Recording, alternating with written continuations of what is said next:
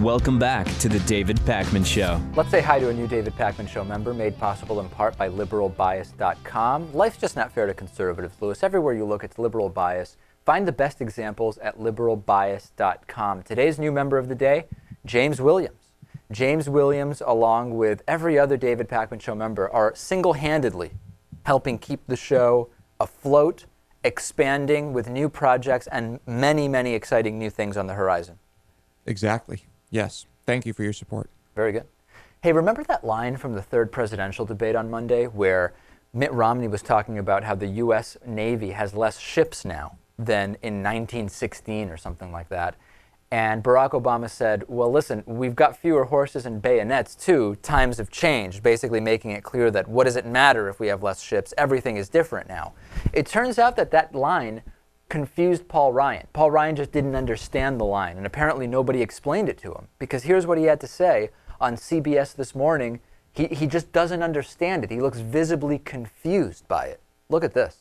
Spending. That was one of the sharpest exchanges in the debate, and President Obama said this is not a game of battleship. That yes, there aren't as many ships, but there aren't as many horses and bayonets. That's a pretty tough attack. To compare modern American battleships and Navy with bayonets, I just don't understand that comparison. Look, we have to have a strong Navy to keep peace and prosperity and sea lanes open. Right. The president's, all these defense cuts, if all these defense cuts go through, our Navy... Right.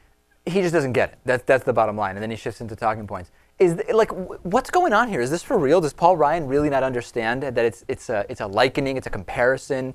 What's wrong with Paul Ryan? I find it very hard to believe that Paul Ryan did not understand that.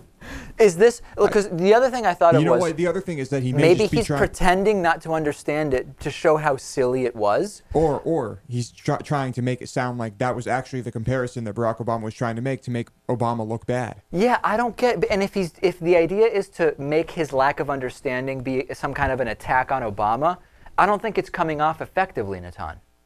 Yeah, you know, that line that Ann Coulter used on Obama recently that we talked about in the previous segment, I'm starting to be a little concerned for Paul Ryan.